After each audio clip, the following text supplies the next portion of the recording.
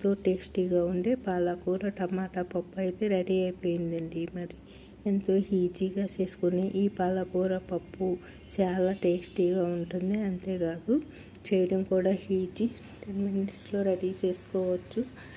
ఇంకా టేస్ట్ అయితే సూపర్గా ఉంటుంది. రైస్, పూరి, చపాతీలోకి దేంట్లోకైనా కూడా చాలా బాగుంటుంది.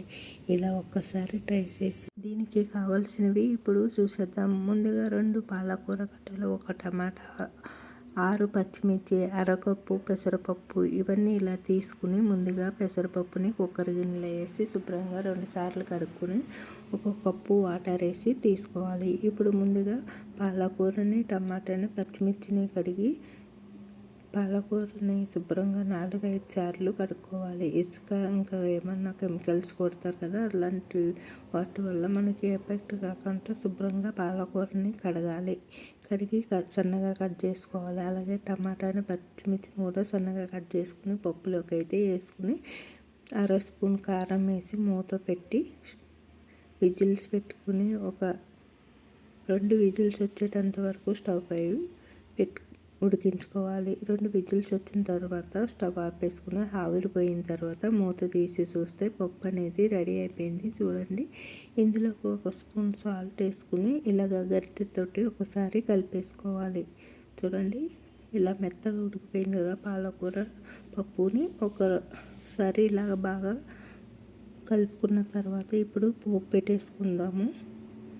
చూడండి, ఇక్కడ చూపిస్తున్న విధంగా 3 ఎండుమిర్చి, 2 రెమ్మల కరివేపాకు, ఆవాలు, జీలకర్ర 1 స్పూను, అలాగే ఒక 5-6 వెల్లుల్లిపాయలని మొయ్యిగా దంచుకుని తీసుకోవాలి. ఇప్పుడు ముందుగా ఒక గిన్నె తీసుకొని స్టవ్ పై పెట్టి ఒక 4-5 టేబుల్ స్పూన్లు నూనె వేసుకోవాలి. ఎక్కువ తినే వాళ్ళైతే ఇలా వేసుకోండి, తక్కువ తినే వాళ్ళైతే 2 టేబుల్ స్పూన్ నూనె వేసుకోండి. ఇలా నూనె వేసుకున్న తర్వాత స్టవ్ పై పెట్టుకుని వీటెక్కిన తర్వాత పోపు దినుసులు అన్నీ వేసి ఇలాగ దూరగా వేయించుకుని పప్పుని పోపు పెట్టుకోవాలి. చూడండి, ఇక్కడ చూపిస్తున్న విధంగా సన్నని మంట మీద ఇలా దూరగా వేయించుకుని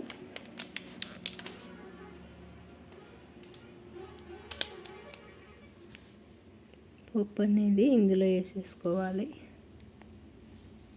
చూసారా, పప్పు అనేది పోపు పెట్టేసుకున్నాం కదా. ఇప్పుడు స్టవ్ ఆపేసుకుని పప్పుని దింపేసుకుని ఇలా ఒక్కసారి కలిపేసుకుంటే ఎంతో టేస్టీగా ఉండే పాలకూర టమాటా పప్పు అయితే రెడీ అయిపోయిందండి. మరి ఎంతో ఈజీగా చేసుకుని ఈ పాలకూర పప్పు చాలా టేస్టీగా ఉంటుంది. అంతేకాదు చేయడం కూడా ఈజీ, 10 మినిట్స్లో రెడీ చేసుకోవచ్చు.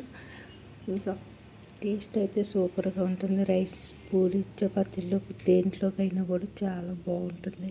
ఇలా ఒక్కసారి ట్రై చేసి చూసారంటే చాలా టేస్టీగా ఉండడమే కాదు. మరి ఈ వీడియో నచ్చితే లైక్ చేయండి, షేర్ చేయండి.